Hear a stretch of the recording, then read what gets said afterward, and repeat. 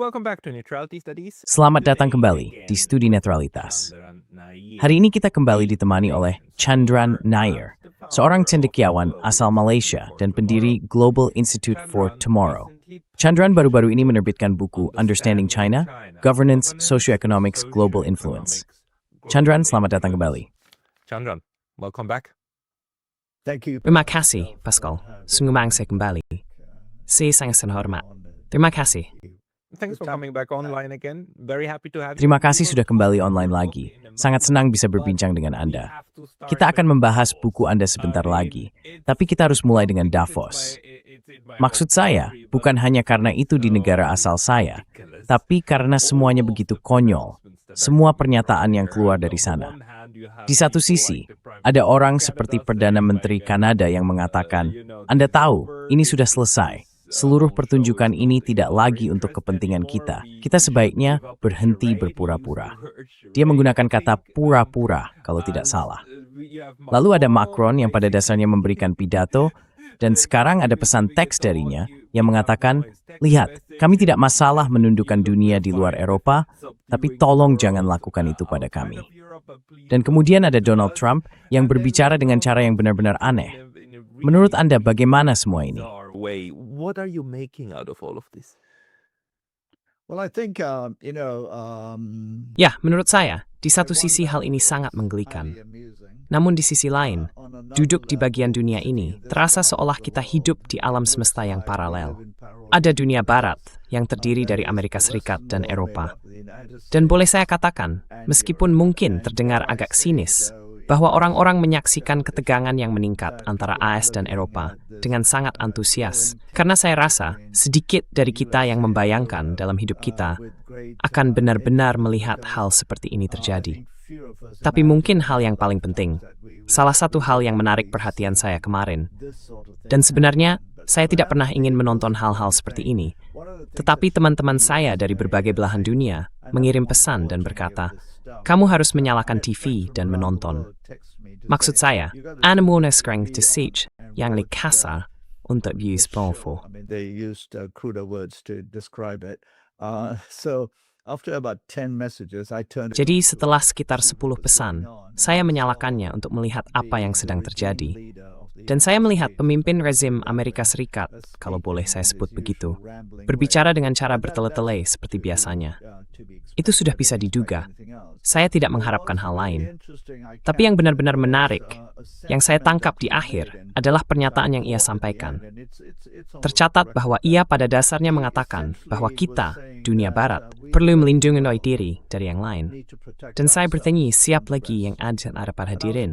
Maksud saya, tentu saya bisa di Davos, kekasan berat tentang itu dunia barat. Membership. But he was very clear. I would go as far as to say. Tapi dia sangat tegas. Saya bahkan akan mengatakan bahwa dia membuat semacam pernyataan supremasi kulit putih, bahwa peradaban barat adalah yang terbaik di dunia, bahwa kita perlu mengembalikannya ke puncaknya, bahwa kitalah yang menciptakan seluruh kekayaan besar bangsa ini, sambil mengabaikan sejarah penjarahan yang menghasilkan sebagian besar kekayaan itu. Dan kita harus melindungi diri kita sendiri. Jadi yang tersisa, orang-orang seperti saya, dan saya yakin ratusan ribu, bahkan jutaan, di seluruhnya, yang bukan beras di barat, tapi juga orang-orang di barat, berpikir bahwa mungkin di dunia barat periodornya sendiri. The Western world needs to be protected from home. At the moment, it seems to need protection from itself. Saat ini, tampaknya ia perlu dilindungi dari dirinya sendiri. Dan pada dasarnya, itu seperti saudara-saudara, jika boleh disebut begitu. Dan ia perlu dilindungi dari hal itu. Saya hampir saja ingin mengatakan hari ini bahwa WEF seharusnya disebut WEF, Forum Ekonomi Dunia Barat, karena memang itulah jadinya. Lalu, ketika dia selesai berbicara, saya rasa ketua WEF duduk bersamanya dengan cara yang sangat canggung, hampir memperlakukannya seolah-olah dia adalah gurunya, pengajarnya, pemimpinnya, dan mengajukan pertanyaan-pertanyaan yang sangat sederhana. Seperti biasa, pemimpin Amerika Serikat berbicara melantur dan memberikan jawaban yang samar dan aneh. Namun, hubungan itu terlihat sangat tunduk dan patuh. Relationship that you could see was so subservient. So the other message to the world Jadi pesan lain kepada dunia adalah bahwa acara semacam ini, mengingat ini sebenarnya merupakan pertemuan global pertama, di mana orang Eropa dan Amerika berkumpul dan disiarkan ke seluruh dunia. Sejak seperti yang kita tahu, pernyataan Amerika Serikat tentang pengambilalihan Greenland menunjukkan betapa tunduknya orang Eropa sekarang. Dan itu benar-benar memalukan untuk dilihat oleh seluruh dunia. Jadi saya pikir semua ini adalah sinyal yang sangat penting. Jika saya boleh menambahkan satu hal lagi, saya pikir pernyataan Perdana Menteri Kanada cukup baik, tetapi agak berlebihan, mengingat datang dari negara dengan hanya 40 juta penduduk yang telah memiliki posisi yang tidak seimbang di meja perundingan yang ia bicarakan.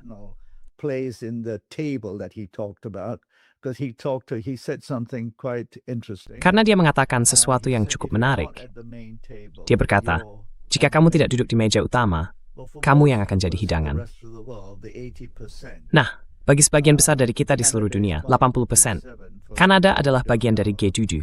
Bagi yang belum tahu, sebuah negara dengan hanya 40-42 juta penduduk, semata-mata karena termasuk dalam komunitas pemukim kulit putih. 42 juta orang di G7.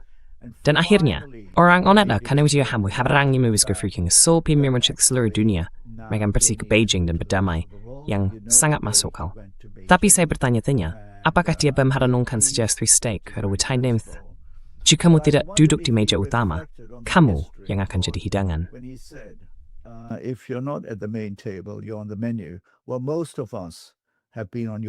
Ya, sebagian besar dari kami sudah pernah ada di menu kalian, termasuk di menu Kanada.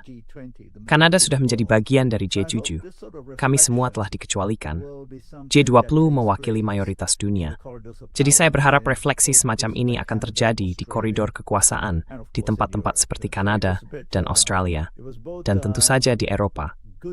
Ada hal yang menarik, meskipun agak ironis, melihat ketegangan yang muncul di dalam aliansi Barat, tetapi saat yang sama menyedihkan, melihat betapa lemahnya Eropa menjadi, dan mengapa Eropa tidak siap untuk berdiri tegak, mengatakan tidak, dan bersikap cukup diplomatis, namun juga cukup tegas terhadap Amerika ketika mereka datang ke wilayah kalian. Hey, very brief intermission because I was recently banned. Hey, jeda singkat karena saya baru saja diblokir dari YouTube. Dan meskipun saya sudah kembali, hal ini bisa terjadi lagi kapan saja. Jadi, mohon pertimbangkan untuk berlangganan tidak hanya di sini, tetapi juga di daftar surel saya di Substack, yaitu pascalotas.substack.com. Tautannya ada di deskripsi di bawah. Dan sekarang, kembali ke video. Kamu tahu ada campuran perasaan di sini kan? Di satu sisi, orang Eropa dan Kanada juga seakan pantas mendapatkan momen ini. Mereka pantas merasakan diri mereka tertunduk, tak berdaya, dan lengah. Karena itulah yang mereka lakukan selama 500 tahun kepada semua orang lain. Merendahkan, dari atas ke bawah. Itulah cara Donald Trump melakukannya. Di sisi lain, kita semua paham bahwa ini tidak sehat, bukan? We all understand that this is not healthy, right? And if Yang kita inginkan adalah dunia yang berfungsi dengan baik, bukan dunia di mana bekas penjajah kini justru dijajah. Itu tidak banyak membantu secara keseluruhan. Menurutmu, bagaimana dunia yang dulu dijajah memandang hal ini? Orang-orang yang, dan kita sudah membicarakannya sebelumnya, bukan? Melihat ketidakmampuan Eropa untuk memahami bahwa kolonialisme belum berakhir, dan bahwa dunia lainnya tidak begitu saja melupakan pengalaman itu. Selain itu, hal itu masih berlangsung. Sebagian besar dunia hingga hari ini masih dieksploitasi secara besar-besaran. Dan Prancis, ratu dari sikap enggan melepaskan, masih terlibat langsung di Afrika dan bersikap sangat dominan di berbagai belahan dunia, dimanapun ia bisa. Dan sekarang, di sisi lain, mereka telah sampai pada titik di mana mereka tidak bisa lagi dan mulai berada di posisi yang lebih lemah. Menurutmu, bagaimana dunia lainnya menafsirkan hal ini?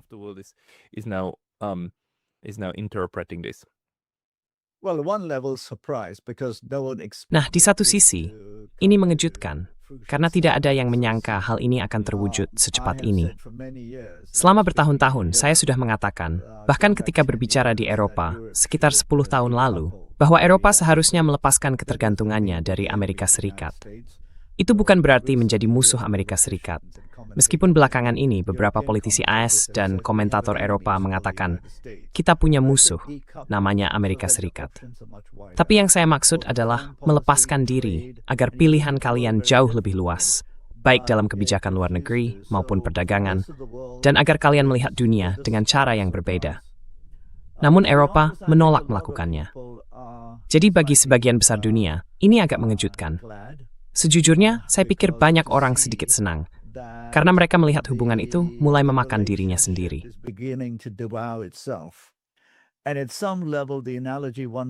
Pada tingkat tertentu, analogi yang bisa digunakan adalah seperti pernikahan atau kemitraan yang penuh kekerasan, di mana satu pihak telah menyakiti pihak lainnya selama waktu yang sangat lama. Pihak yang lebih lemah menjadi bergantung karena ada keuntungan yang bisa diperoleh, seperti keanggotaan dalam klub, rumah besar, dan sebagainya. Semua biaya ditanggung, tetapi mereka tetap menerima perlakuan buruk itu. Dan kita semua tahu bagaimana hal seperti itu biasanya berakhir, seringkali dengan tragedi dan banyak penderitaan. Jadi, hubungan antara Eropa dan AS kini dipandang di banyak bagian dunia, meskipun saya tidak bisa berbicara untuk semua orang, sebagai, wah, ini benar-benar hubungan yang penuh kekerasan. Namun pihak lainnya, yaitu Eropa, yang merupakan pihak lebih lemah dalam hal ini, tampaknya justru rela menanggung rasa sakit dan perlakuan buruk tersebut.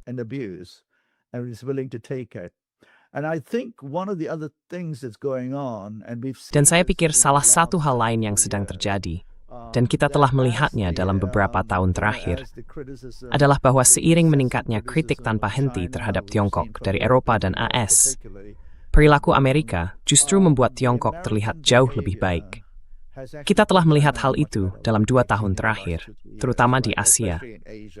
Bukan berarti Tiongkok tidak memiliki hal-hal yang perlu diperbaiki, tetapi menurut saya, apa yang juga telah dilakukan Tiongkok adalah membuat orang memahami negara mana yang benar-benar berani menentang Amerika selama 10 tahun terakhir.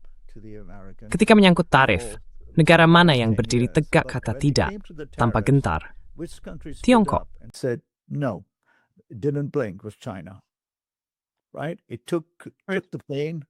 Itu menanggung rasa sakitnya. Tapi kemudian ada India yang juga tidak melakukan apa yang dilakukan Tiongkok. Mungkin karena tidak memiliki kekuatan atau pengaruh yang sama, tetapi juga tidak menyerah. Jadi orang-orang di seluruh dunia memperhatikan, dan negara-negara kecil seperti Afrika Selatan berkata, tidak, kami tidak akan diintimidasi. Lalu orang-orang melihat ke Eropa dan berkata, yah, ekonomi kalian secara kolektif hampir sebesar Amerika Serikat. Menidas små witet menantang mereka. Asirids gus terbesar ning sering talpukim dumbeling marat wog hambenelan, or anangin henny tabit hebro. Isastats, retastering Eropa terus your pull with. Oh, it's aran mangstar. Lihat apa yang terjadi. Go for it. Let's call your bluff and see what happens.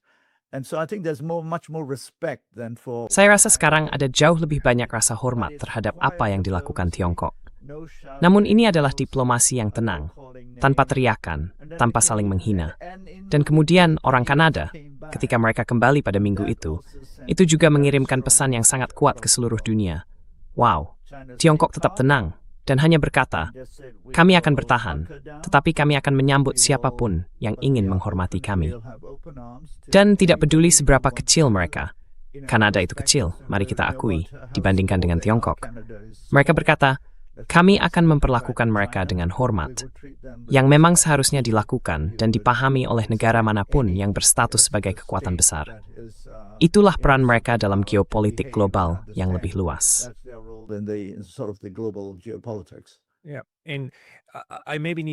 Dan mungkin saya perlu menambahkan satu hal ketika saya mengatakan bahwa orang Eropa pantas mendapatkannya. Yang sebenarnya saya maksud adalah bahwa para elit Eropa yang pantas mendapatkannya. Karena seperti halnya banyak struktur kekuasaan lainnya, termasuk di dalam negara, biasanya rakyat miskinlah yang sama-sama dieksploitasi, seperti mereka yang di luar negeri. Tapi yang kita lihat sekarang adalah bahwa lingkaran elit ini sebenarnya mulai cukup dikalahkan oleh IS, bukan? Dan ditempatkan pada posisi mereka. Dan mungkin sini berkaitan dengan sesuatu yang Milan itu bahas. Menurut saya penting.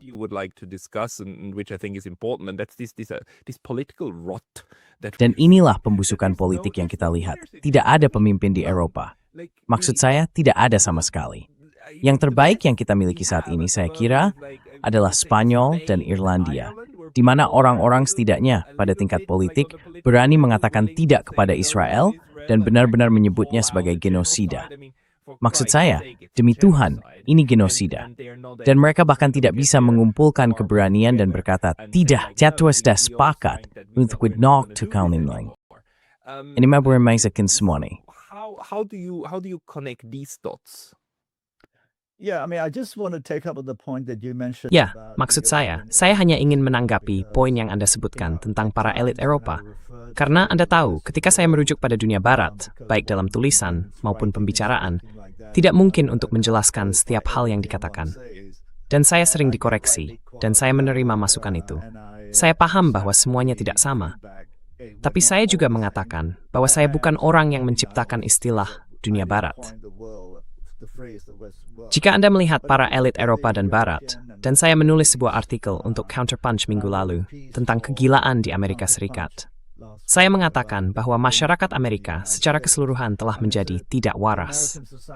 Maksud saya, di mana protes besar-besaran, di mana kemampuan untuk menyingkirkan seseorang yang begitu merusak seperti presiden saat ini.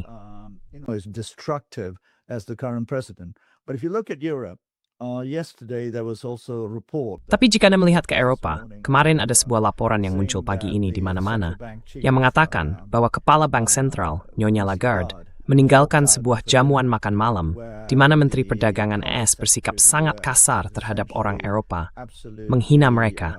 Jadi dia pun keluar. Dalam wawancara singkat, dia mengatakan sesuatu seperti, "Sekarang, apa yang kita lihat, dan ini sejalan dengan apa yang dikatakan Perdana Menteri Kanada, adalah tirai yang terangkat pada tatanan dunia baru." Dan saya ingin mengatakan bahwa Anda tahu apa yang dipikirkan orang-orang seperti kami, dan saya tidak berbicara untuk semua orang, tetapi bagi kami yang memperhatikan hal-hal seperti ini di Asia, dan saya pikir juga di Timur Tengah dan Afrika, tirai itu sudah terangkat sejak lama. Anda menyadarinya. A while back, you were just looking. You refused to look, and you. Kau menolak untuk melihat, dan kau tidak menyukai apa yang kau lihat. Jadi kau mencoba menurunkan tirainya. Kau melemparkan sampah padanya, menghina, mencoba membakarnya.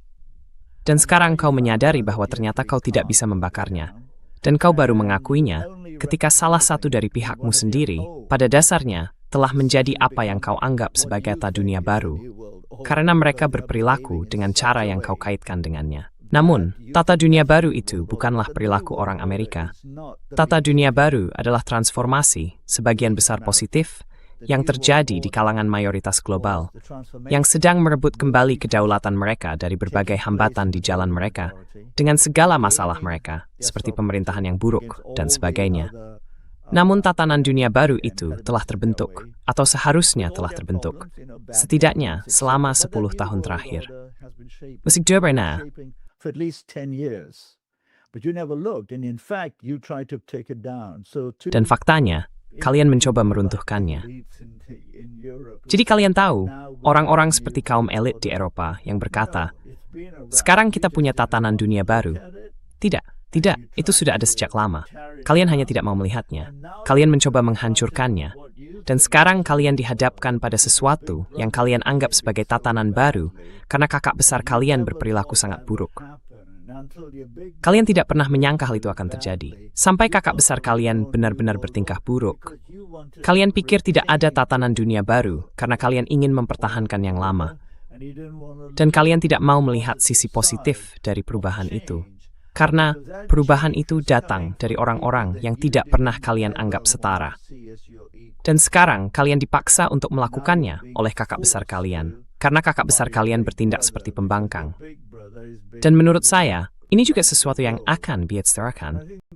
Kemana saja orang-orang ini selesai semua. Talk about where have these people been? To your point about the European elites, Menanggapi poin Anda tentang para elit Eropa dan elit liberal di Amerika Serikat yang membicarakan hal-hal ini, kembali ke saya kira Gubernur California yang mengatakan sesuatu seperti ketika dia datang ke Davos. Dia terkejut betapa tidak beraninya orang-orang Eropa dalam hal tidak berani bersikap tegas. Nah, itu juga cukup ironis, datang dari seorang Amerika, mengingat orang yang dia sebut sebagai pembuli besar adalah salah satu dari mereka sendiri, di mana semua orang Amerika saat itu. Dan jika ada pihak yang seharusnya punya keberanian untuk menentangnya atau mengendalikannya, tentu seharusnya dimulai dari orang Amerika sendiri. Jadi Anda tahu, pada titik itu, saya berpihak pada orang Eropa. Anda seharusnya berani bersikap. Tapi sungguh ironis bagi siapapun dari Amerika untuk mengatakan bahwa orang Eropa tidak punya keberanian. Ketika Kongres dan Senat sendiri telah kehilangan keberanian, tidak mampu mengendalikan Dohenyu seru edi satu orang.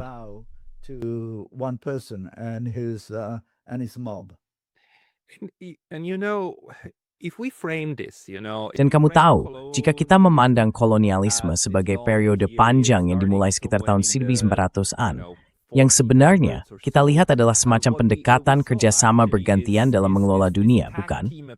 Tentu saja, menyerahkan kendali secara sukarela atau tidak kepada pihak lain, Portugis, Spanyol, Prancis, Inggris. Mereka bersaing pada waktu yang sama tetapi dengan cara yang berbeda, Belanda. Dan kemudian kamu tahu, tongkat estafet itu berpindah ke Amerika Serikat, yang kemudian terlibat dalam perang kolonial kecil dengan Spanyol, merebut Filipina dan Kuba, serta wilayah-wilayah lainnya. Tetapi tentu saja melanjutkan penindasan, membunuh 500 juta orang Filipina dalam prosesnya demi... Aku pikir sebenarnya mendekati 1 juta. Maaf, aku tidak punya angkanya. Tidak, aku tidak sedang mengoreksimu. Memang benar begitu.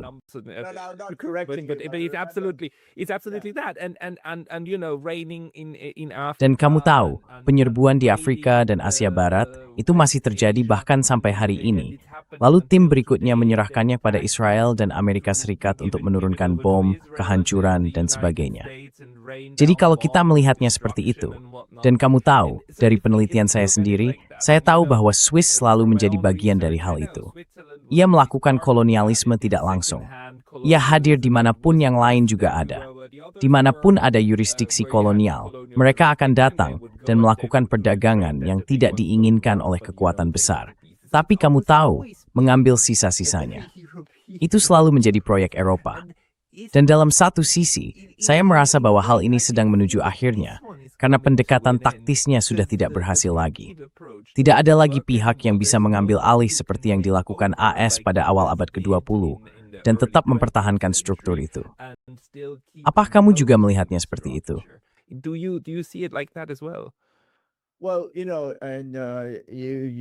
Nah, kamu tahu, kamu sudah mengungkapkannya dengan sangat baik, karena hal itu memang tidak banyak dipahami oleh banyak orang di bagian dunia ini. Banyak orang di mayoritas global tidak ingin menoleh ke belakang. Kami ingin melihat ke depan. Tapi kamu harus melihat ke belakang untuk bisa memahami. Dan saya pikir beberapa tahun terakhir telah membangkitkan kembali di benak kami yang sedikit mempelajari sejarah dan memahami apa yang baru saja kamu katakan. Perasaan seperti, ya Tuhan, apakah ini benar-benar pengulangan dari hal yang sama? Dan bagaimana hal itu bisa terulang? Apakah ada semacam panduan yang mereka lihat dan tiru sebagai model bisnis? Entah bagaimana, hal itu ada dalam sifat menyimpang dari bagaimana kekuasaan terus mempertahankan dirinya dari satu generasi ke generasi berikutnya.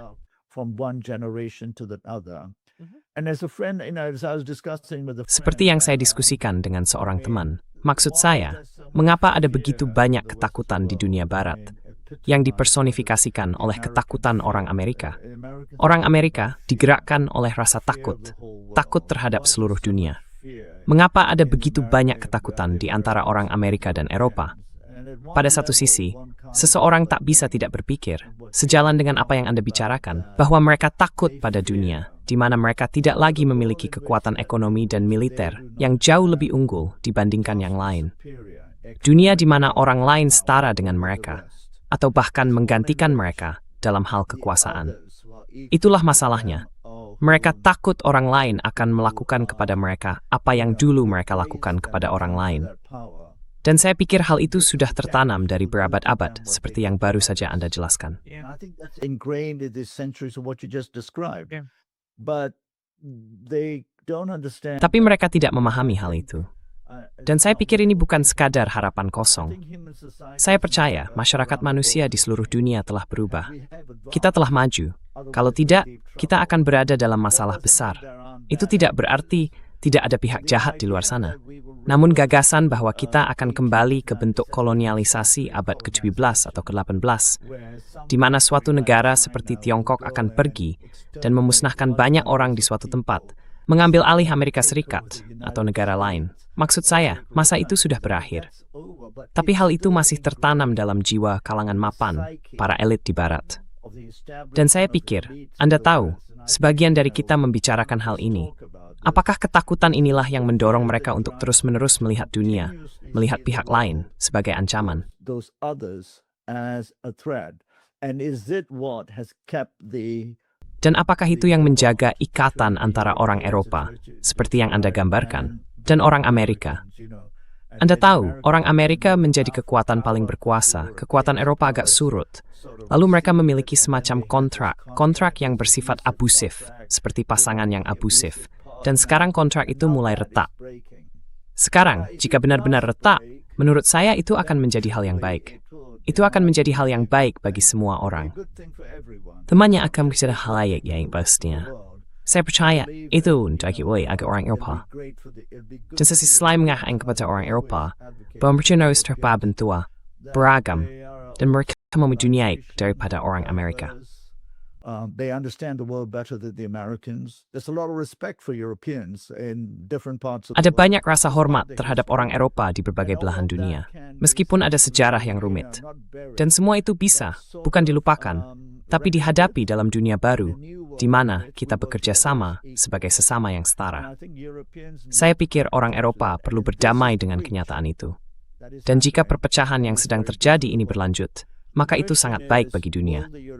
Pertanyaannya adalah, apakah orang Eropa akan cukup berani untuk melakukan pemisahan itu, menjadi sebuah blok yang memperlakukan seluruh dunia sebagai setara, dan tidak melihat perlindungan, keamanan, serta kemakmuran mereka, semata-mata bergantung pada kekuatan militer dan ekonomi, dari apa yang hanya bisa saya sebut sebagai negara nakal, yaitu Amerika Serikat. I can only call a rogue state, the United States. It's probably Ya, mungkin. Maksud saya, memang sulit. Saya rasa itu pasti sangat sulit bagi banyak orang, bahkan jika mereka tidak menyadarinya. Tapi pergeseran dari menjadi bagian dari, katakanlah, Kekaisaran Britania yang mataharinya tak pernah terbenam, yang sekitar 120 atau 130 tahun lalu, masih sangat menggambarkan bagaimana dunia dijalankan. Menjadi apa yang disebut Glenn Deason dalam salah satu bukunya, rekan saya di Norwegia, sebagai semenanjung barat dari semenanjung barat Laut Benua Eurasia.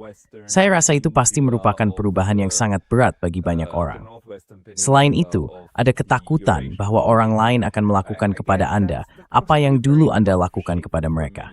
Jadi Anda semakin keras mempertahankan posisi Anda. Dan bagi saya, apa yang kita lihat dengan Gaza dan gagasan tentang perbatasan perdamaian, itu seperti mari ubah Gaza menjadi protektorat PBB modern. Yun stories ni serais tayong ke belakang. 100 years back idea. Charities chords. But it's Tapi ini semayang cimiling. Kamu tuh, ayaw ba lagi? Yes. And that's where this possibly is the Ya. Let's see. Dan disitulah kemungkinan terjadinya pelanggaran. Mari kita lihat. Saya membaca sesuatu pagi ini yang mengatakan bahwa Perdana Menteri Inggris menyatakan ia tidak akan tunduk pada tuntutan Amerika tentang Greenland. Beberapa pihak lain juga mengatakan hal yang sama. Mari kita lihat. Sekarang, menurut saya, dan ketika saya berdiskusi atau dalam beberapa hari terakhir berbicara dengan teman-teman Eropa, saya berkata panggil gertakannya, karena kalian pasti tahu bahwa itu akan menjadi risiko yang sangat besar. Dan saya menangkap, saya merasakan, dan mungkin saya salah, bahwa lembaga-lembaga Amerika sedang lemah dan rusak, tapi belum sepenuhnya hancur. Bahwa mereka tidak akan membiarkan presiden saat ini pada dasarnya menggunakan kekuatan militer. Jadi, panggil gertakannya. Tapi apakah orang-orang Eropa akan berani memanggil gertakan itu, dan dengan begitu berdiri tegak? And that way, stand tall There are indications that some of them are saying Ada indikasi bahwa beberapa dari mereka mengatakan demikian. Saya tidak tahu, tapi semuanya bergerak sangat cepat. Satu hal yang telah diperhatikan, dan beberapa orang mengatakan hal itu mungkin didorong oleh pasar, adalah bahwa satu hal yang dipahami orang itu, dengan cara yang paling sederhana, adalah bahwa dia tidak memahami implikasi dari apa yang dia katakan terhadap pasar. Tapi ketika pasar mulai bereaksi, orang-orangnya berkata, "Bos, ada yang salah, Anda harus melakukan sesuatu." Jadi dia agak mundur sedikit kemarin. Dan itu menunjukkan dunia tempat kita hidup. Begitu mudah berubah sehingga pasar pulih kembali dalam beberapa jam. Kamu tahu, itulah dunia konyol tempat kita hidup. Tapi saya berharap orang Eropa akan memanggil gertakannya dan tetap tegas. Saya pikir itu adalah titik balik bagi dunia dalam hal hubungan antara AS dan Eropa. the US-European relationship. The Chinese called his bluff when it came to the tariffs. Right? Orang Tiongkok memanggil gertakannya soal tarif, kan? Dan dia memang mundur. Jadi satu hal yang tampaknya dia lakukan secara naluriah adalah terus-menerus mencoba membuat semua orang kehilangan keseimbangan. Lalu dia mengusulkan hal konyol berikutnya dan bersikeras sampai orang-orang mulai menganggapnya serius. Setelah itu dia beralih ke hal berikutnya dan berikutnya lagi. Dia terus-menerus menghancurkan agenda semua orang. Tapi ya, maksud saya, orang India juga bilang, "Service and makubini." Within Ines Tuami the Minet telling. So we do have now Yeah, so that's what I mean by why can't the Itulah maksud saya, mengapa para pemimpin Eropa tidak bisa, dan mungkin ini sejalan dengan pendapatmu.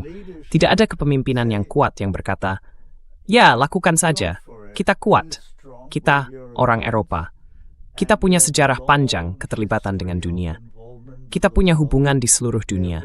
Kita akan melakukan sesuatu dengan cara yang berbeda." Saya akan memberikan, dia memang bukan orang Eropa, the step schmat masembrit van kepada Perdana Menteri Reistroth, to stank bermadira. Tidak, kami tidak ada intimidasi. Ime hammermen ketigil, and barantagingsen pima. was small, and we were going to trade with others, and he had. Dan dia tahu kan, dia punya keterampilan diplomatik, dan untungnya kemurahan hati dari Tiongkok untuk berkata, "Yah, kalian cukup menjengkelkan bagi kami dengan penculikan Putri Huawei." Maksud saya, itu memang penculikan, tapi kami akan bersikap ramah dan menyambut kalian, memberi semua kehormatan kenegaraan, dan melihat apa yang bisa kami lakukan. Dan saya pikir lebih banyak orang Eropa seharusnya melakukan hal itu, membuka kedok Presiden S, karena saya tidak yakin dia bisa terus bertindak seperti ini. Setiap hari dia akan berubah pikiran tentang sesuatu. Kamu harus memperlakukan ini sebagai pertunjukan. Tapi maksudmu sangat jelas. Apakah para pemimpin Eropa punya keberanian untuk melalui masa ini dengan berani dan memainkan permainannya?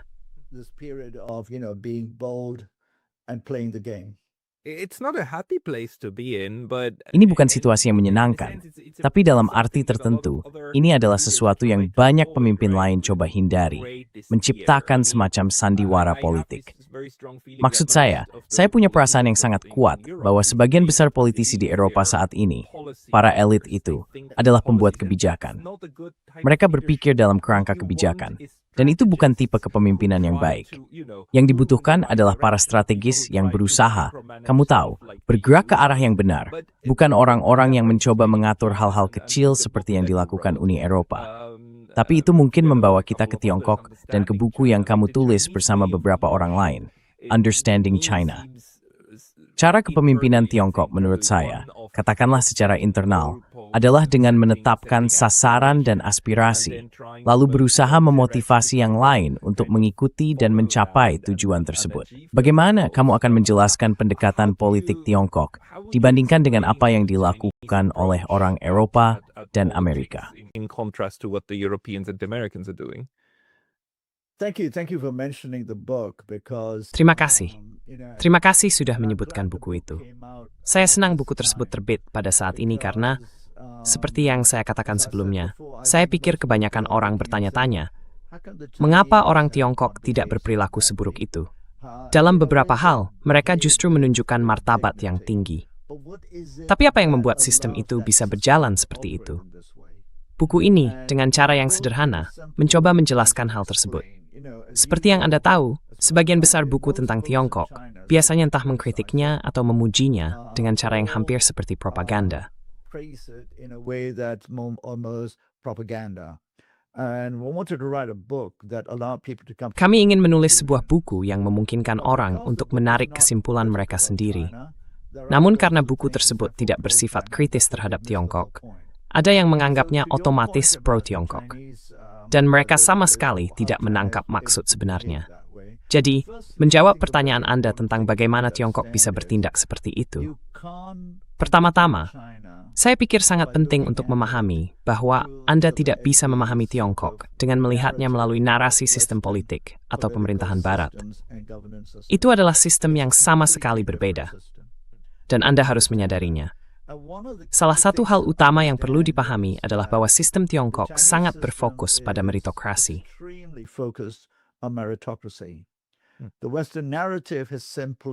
Narasi Barat selama ini hanyalah propaganda yang terlalu disederhanakan. Ya Tuhan, ada sekelompok komunis. Mereka menindas semua orang. Mereka mengambil hak semua orang. Nah, tidak mungkin sekelompok otokrat, komunis yang tidak paham apa-apa, sekaligus memiliki kemampuan luar biasa untuk mengangkat 800 juta orang dari kemiskinan dan menciptakan sesuatu yang belum pernah terjadi dalam sejarah manusia. Tidak mungkin budak melakukan hal itu. Jadi, ada populasi yang mendukung suatu sistem. Sistem itu tidak sempurna, tetapi yang dipahami orang Tiongkok dalam konteks kontrak sosial adalah kami mendukung kalian sebagai kepemimpinan melalui sistem kami.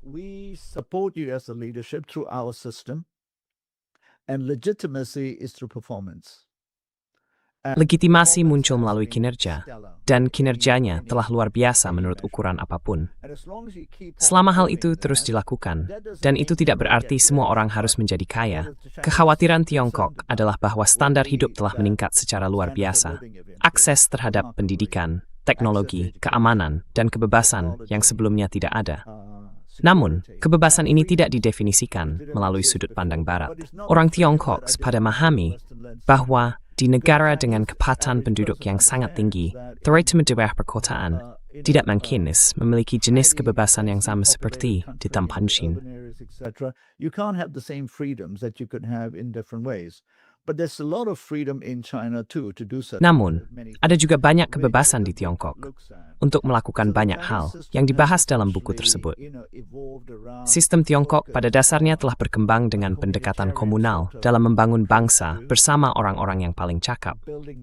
Jadi Anda tidak akan mendapatkan situasi, "Yah, saya tidak ingin kembali ke semacam mediokritas kepemimpinan yang telah kita lihat di Amerika Serikat selama setidaknya 25 tahun."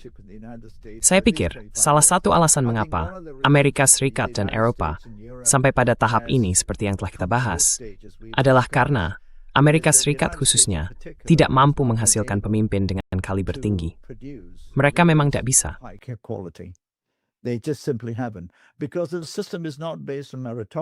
Karena sistemnya tidak didasarkan pada meritokrasi. Itu tidak didasarkan pada kemampuan. Itu didasarkan pada retorika dan uang. Sistemnya dipenuhi oleh politik partai. Jadi itulah perbedaannya. Dan Anda harus bertanggung jawab setiap hari atas hasilnya. Itulah sebabnya Presiden, Perdana Menteri, atau pejabat tinggi Tiongkok manapun tidak tampil di televisi dan membuat pernyataan yang belum dipelajari secara mendalam dan tidak dapat diwujudkan. Karena begitu Anda mengatakannya, hal itu menjadi bagian dari kebijakan dan harus dilaksanakan.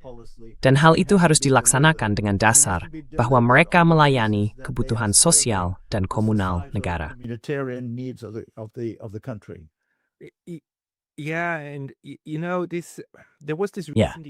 Dan kamu tahu ada peristiwa baru-baru ini yang mengingatkan saya bahwa beberapa bagian dunia atau politik itu sendiri bekerja dengan cara yang berbeda. Kamu tahu apa yang sedang terjadi antara Jepang dan Tiongkok ketika Perdana Menteri Jepang, Perdana Menteri baru, Nars Takahashi, dengan ceroboh mengatakan bahwa serangan Tiongkok terhadap Taiwan akan menjadi ancaman eksistensial bagi Jepang.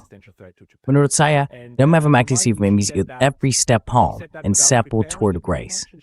Without understanding the consequences, and it enraged the Chinese. Dan hal itu membuat Tiongkok marah dan memicu reaksi balasan yang tidak saya duga.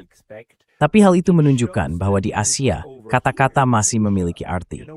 Jika Amerika Serikat berkata, maksud saya, AS bisa saja besok berkata, kami akan mengambil seluruh Kanada, semua orang mungkin akan tertawa aneh lalu melupakannya.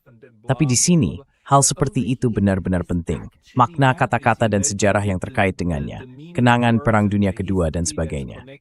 In bangkal orang Jepang ay minal, orang Theskortini. Ini hanya bentuk interaksi yang berbeda. It's just a different form of interaction, isn't it? You're so right to point this out, right? Kamu benar sekali menyoroti hal ini kan? Karena kamu bisa melihat bahwa reaksi Tiongkok agak berlebihan. Tapi kamu harus memahami sistem politik Tiongkok dan dinamika politik dalam penyampaian pesannya kan? Di Tiongkok, ketika pemimpin negara mengatakan sesuatu, hal itu memiliki kekuatan yang sangat besar. Itulah sebabnya kamu akan melihat bahwa Presiden atau Perdana Menteri Tiongkok tidak pernah mengatakan hal yang keterlaluan dalam urusan kebijakan luar negeri. Tidak, Sarid. Ya, pernyataan sestroll, tak merusak paftam rekit terwek amwat lemas mus pintu umat Malaysias, dan sembilan dios saust. Prosperity for humanity, and it's couched very carefully. But when I say vanilla, I mean it's not aggressive. Tapi ketika saya mengatakan vanilla, maksud saya bukan agresif, melainkan sangat dipikirkan dengan matang. Dan karena itu, penting sekali untuk memahaminya. Saya baru saja menulis sebuah artikel minggu lalu tentang penolakan total terhadap inisiatif tata kelola global Tiongkok, yang mungkin sudah Anda lihat. Sebenarnya, itu adalah proses yang dirancang dengan sangat matang untuk memperbaiki, bukan menggantikan, sistem PBB. Namun, tidak ada yang mengetahuinya. Saat saya melakukan riset, saya menemukan bahwa hampir tidak ada media barat yang meliputnya. Ini adalah inisiatif besar dari pihak Tiongkok, tetapi tidak mendapat perhatian karena tidak sesuai dengan narasi geopolitik, agresi, dan dominasi.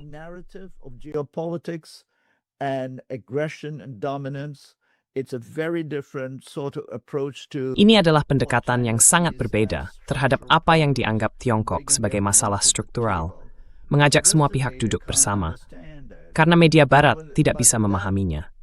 Namun, inisiatif tata kelola global itu didukung oleh ribuan halaman rincian dalam sistem Tiongkok. Hal itu telah dipikirkan secara mendalam oleh banyak lapisan. Bukan seperti para anggota Politburo yang duduk santai dan berkata, "Hey, kenapa sesuatu seperti strategi keamanan nasional yang baru?" Ya, seperti yang dibuat oleh pemerintah AS, yang isinya tentang dominasi dunia toh. Ya. Inilah perbedaan budaya. Jadi ketika Perdana Menteri Jepang, entah karena naif atau ingin menarik perhatian, mengatakan sesuatu seperti itu, bagi orang Tiongkok reaksinya adalah, ya Tuhan, mereka benar-benar percaya itu. Namun bisa jadi itu hanya pernyataan sembrono dan konyol demi keuntungan politik seperti yang dia katakan. Dan dia harus, kamu tahu, menanggung akibatnya. Tapi kamu tahu, pada saat yang sama, saya percaya pihak Tiongkok seharusnya berusaha menjalin hubungan. Meski begitu, bukan sifat orang Tiongkok untuk memandang hal seperti itu dengan enteng. Karena ketika kamu mengatakan hal seperti itu, terutama sesuatu seperti itu, seorang pemimpin Tiongkok akan berkata, saya tidak akan pernah mengatakan hal seperti itu. Dan jika saya mengatakannya, itu berarti kami akan melakukan sesuatu tentang hal itu.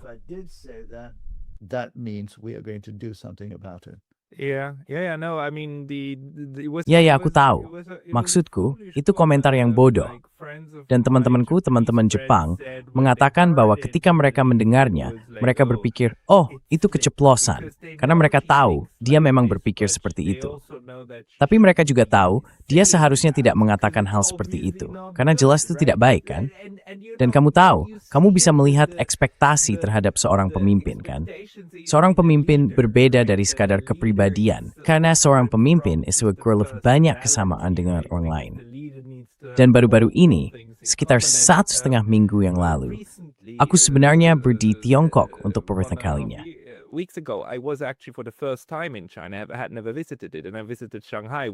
Saya belum pernah berkunjung sebelumnya. Saya pergi ke Shanghai, yang sebenarnya Anda bahas dalam buku Anda, dan saya sangat terkesan. Maksud saya juga terkesan dengan betapa miripnya Shanghai dengan Tokyo. Anda tahu ada begitu banyak hal yang terasa familiar. Jadi saya ingin bertanya kepada Anda, Ketika kita melihat Asia sebagai satu kesatuan geografis, kita melihat begitu banyak perpecahan dan masalah antara India dan Tiongkok, Tiongkok dan Jepang, Korea, dan seterusnya. Jelas ada semacam pendekatan bersama terhadap berbagai hal. Bukan begitu? Cultural approach to things, isn't there? Oh yes, I mean this is the Oh ya, maksud saya, ini adalah bumbu rahasia yang perlu kita satukan, bukan? Kita harus menyatukannya. Pagi ini saya melakukan wawancara dengan seseorang tentang buku itu, dan saya mengatakan bahwa, menurut pandangan saya, hubungan geopolitik paling berpengaruh di abad ke-21 adalah antara Tiongkok dan India. Pengaruh mereka di seluruh kawasan ada di mana-mana. Jika Anda pergi ke Indonesia, ada Hindu, Buddha, Islam, semuanya ada di sana. Jadi hubungan itu perlu berubah. Siapa yang menyedurinya? Jika Anda melihat masalah Korea, misalnya, semua inilah ketegangan tuh. Sisa-sisa ada yang berbeda ketika kawasan ini sekitar 80% dijajah atau didominasi kekuatan asing. being dominated by foreign forces, etc. And so that Dan jadi ketegangan itu merupakan implikasi dari semua hal yang masih tersisa hingga sekarang. Dan sekaranglah saatnya hal itu akan berubah. Saya benar-benar berpikir, seperti yang dikatakan oleh para komentator lain di Asia, khususnya sahabat baik saya Kishore Mahbubani dan yang lainnya, sejak Perang Vietnam, kita belum pernah mengalami perang besar. Anuman, bersyukur, SHTPORIM pengusbogi dan variety bom besar-besaran ke negara lain. Dari kacau das yang membentuk bom. So remember still, sebuah persyaratan, jenis-jenis diplomasi seperti itu. We should observe the sort of diplomacy. And in the same way I talked about this Dan dengan cara yang sama seperti yang saya bicarakan pagi ini, atau mungkin kemarin dalam wawancara lain, kita perlu membentuk kembali diplomasi. Kamu tahu, selama ini, bahkan di bagian dunia ini, jika ada masalah di suatu tempat, kita perlu mengirim seorang diplomat Norwegia atau Skandinavia yang ditugaskan oleh PBB dan sama sekali tidak memahami wilayah ini. Tapi tampaknya, begitu seorang pria kulit putih masuk ke medan konflik di Asia, kita semua akan duduk dan mendengarkan. Maksud saya, ini adalah sistem kolonial lama. Kita memiliki beberapa diplomat terbaik di dunia tepat di wilayah ini, dan kita belum main-mais.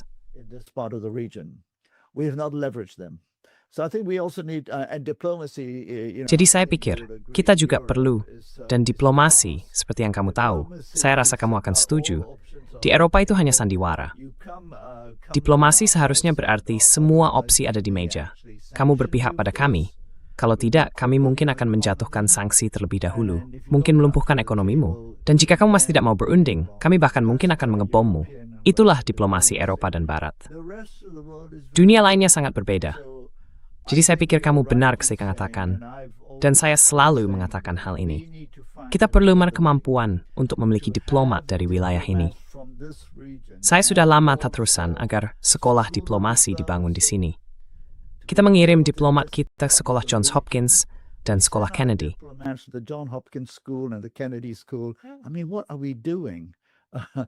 Maksud saya, apa yang sedang kita lakukan? Apa yang orang Amerika tahu tentang diplomasi? Kita perlu menciptakan seluruh infrastruktur baru untuk hubungan diplomatik. Tapi yang lebih penting, aliran pemikiran yang, seperti yang saya katakan, dibangun di atas budaya. Dan bagian penting dari budaya itu adalah bagaimana caranya agar tidak kehilangan muka. Kedengarannya sederhana, tapi kamu tahu, mungkin karena tinggal di Jepang, itu salah satu hal yang paling penting. Saya mungkin tidak menyukaimu, dan kita akan berbicara. Seharusnya tidak saya lakukan adalah pergi ke BBC dan berkata, kau bajingan. Atau pergi ke negaranya dan berkata, mari kita lihat apakah dia akan membungkuk padaku. Mari lihat bagaimana aku bisa mengalahkannya. Itu bukan caranya.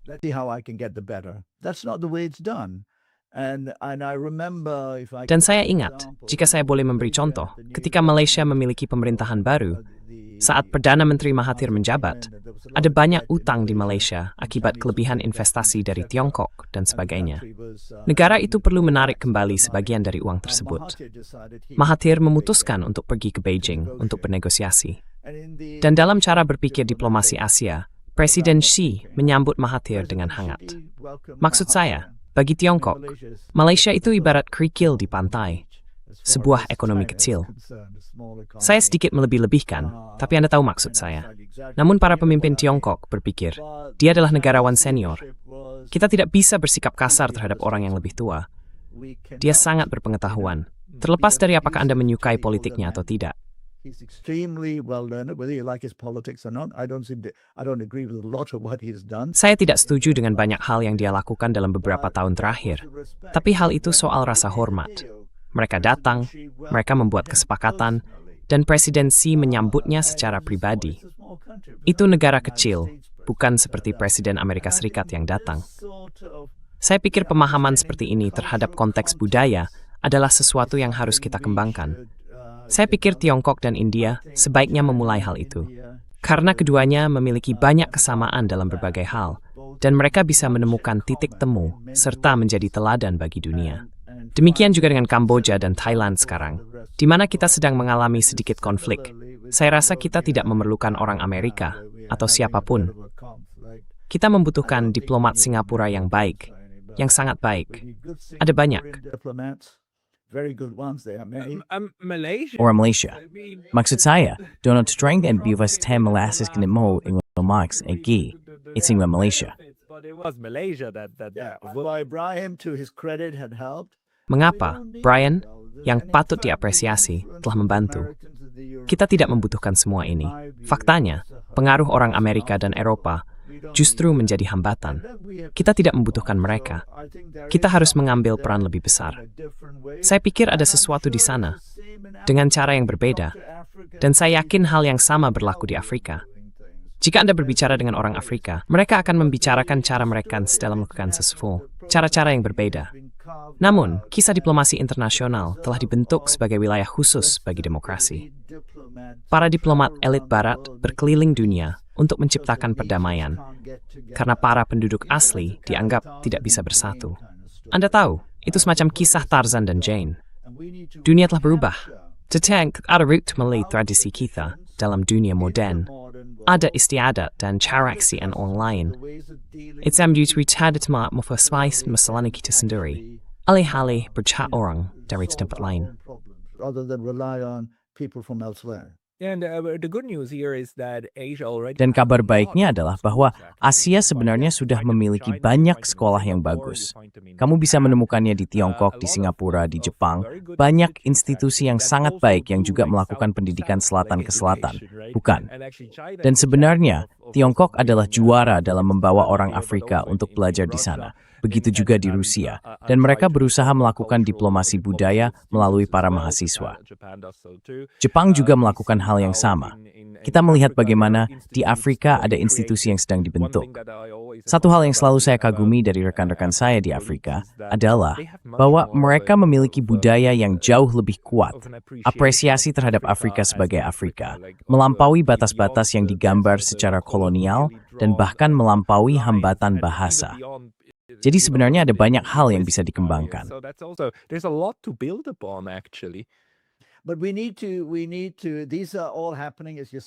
Tapi kita perlu, semua ini memang terjadi, seperti yang kamu katakan, tapi masih di pinggiran. Maksud saya, kita perlu membawanya ke pusat. Kita perlu merebut kembali ruang itu. Sayangnya, ruang itu didominasi oleh para diplomat Barat yang, dengan segala hormat, sebaiknya menyingkir. Dan pandangan bahwa pihak lain tidak mampu melakukannya, menurut saya, hampir bersifat rasis, dan kita harus menolaknya. Tapi mereka tidak akan menyingkir, kecuali kita yang mengambil alih. Dan di situ, saya pikir kita membutuhkan para pemikir terbaik di Asia, yang menyerukan pelembagaan diplomasi Asia, diplomasi Afrika, menulis narasi tentang seperti apa bentuknya. Maksud saya, betapa konyolnya melihat diplomat Norwegia dan Swedia pergi ke Myanmar untuk menjadi penengah. Ini benar-benar omong kosong dunia lama.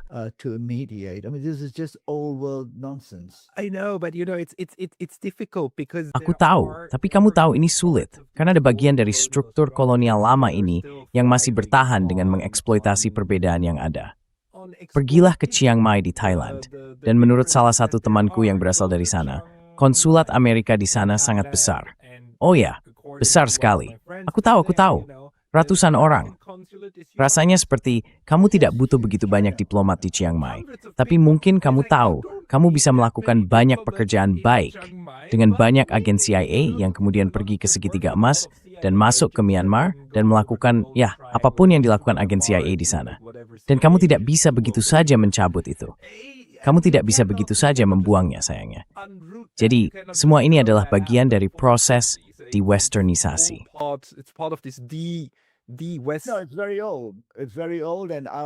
Tidak, itu sangat kuno. Sangat kuno. Dan banyak dari para pemimpin kita saat ini masih terperangkap dalam sikap tunduk itu, baik terhadap kekuatan ekonomi maupun kekuatan politik dari pos-pos kolonial tersebut. 2 hari yang lalu, saya baru berbicara dengan seorang teman tentang bagaimana semua ini bekerja. Jumlah beasiswa yang diberikan oleh berbagai universitas Eropa dan Amerika kepada para cendekiawan muda di Asia, seolah-olah kita ini rakyat jelata, sungguh mencengangkan. Dan tentu saja, jika kamu berusia 28 tahun, sudah menyelesaikan magister ilmu politik, lalu mendapat beasiswa dari USAID atau kedutaan untuk pergi ke Harvard selama 2 minggu untuk dicuci otak, kamu akan pergi.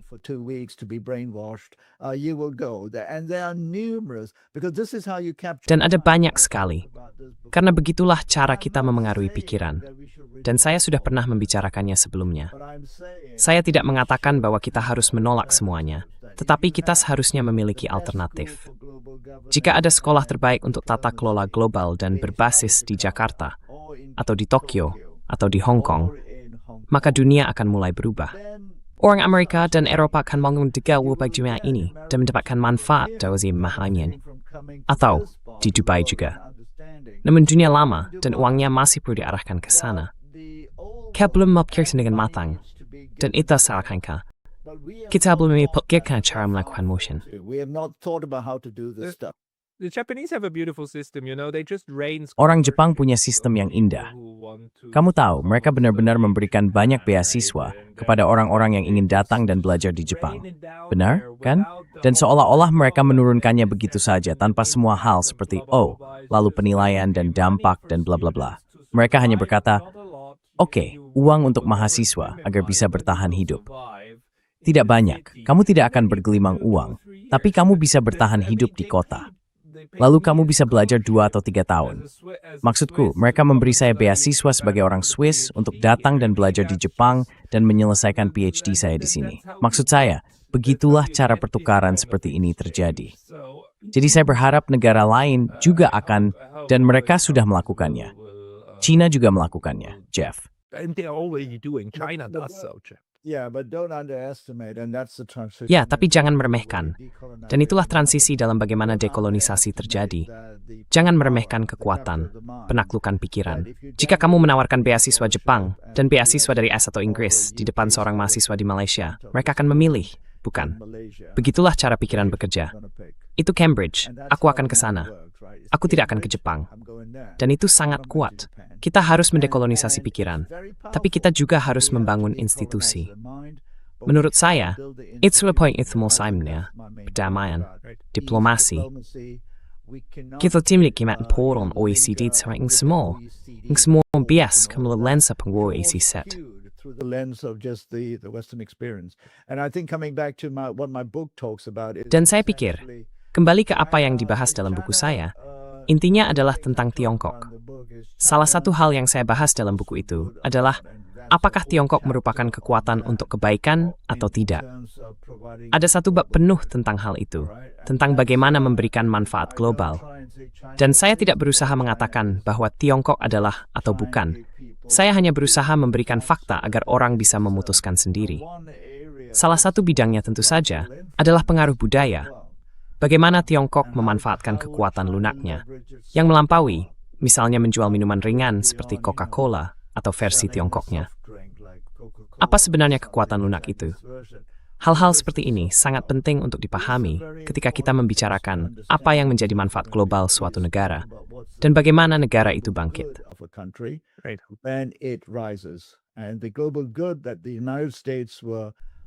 Dan keuntungan global yang diberikan kepada Amerika Serikat adalah hak istimewa luar biasa dari dolar, yang kemudian mulai disalahgunakan. Setelah Perang Dunia Kedua, negara itu menyediakan jaring pengaman di beberapa bagian dunia, yang kemudian juga disalahgunakan. Jadi, Apa yang akan dilakukan Tiongkok adalah sesuatu yang saya bahas dalam buku tersebut. Saya pikir orang Tiongkok sangat berhati-hati dalam memulai hal itu, mengingat ada banyak rintangan di sepanjang jalan. Karena semakin kuat seseorang, semakin besar pula kemungkinan menjadi arogan. Dan hal itu bisa menciptakan banyak musuh, bahkan tanpa disadari. Itulah salah satu hal yang dibahas dalam buku tersebut. Betapa berhati-hatinya mereka harus bersikap. Ada bahaya besar dalam kesuksesan. Kita sedang menyaksikannya secara langsung saat ini di Barat, bukan? Pascal Lotas, ini adalah pembicaraan yang sangat menarik. Terima kasih banyak atas itu. Bagi orang-orang yang ingin membaca bukumu, tautannya akan tersedia di deskripsi di bawah. Judulnya, Understanding China, Governance, Socioeconomics, Global Influence. Apakah ada tempat lain di mana orang bisa menemukanmu? They can find me on our website, the Global Institute for Tomorrow. Mapalike saya di sebuah web kami, globalinstitutefortomorrow.gift.org. .com, sorry.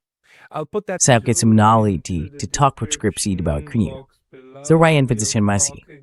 Chandra Nair, terima kasih, dan Tuan Nakiwiti. Thank you very much. Terima kasih, Mak. Suwa kami ya fuwing. Suwa kasih banyak. Jageri. Hampa jumpa. Bye-bye.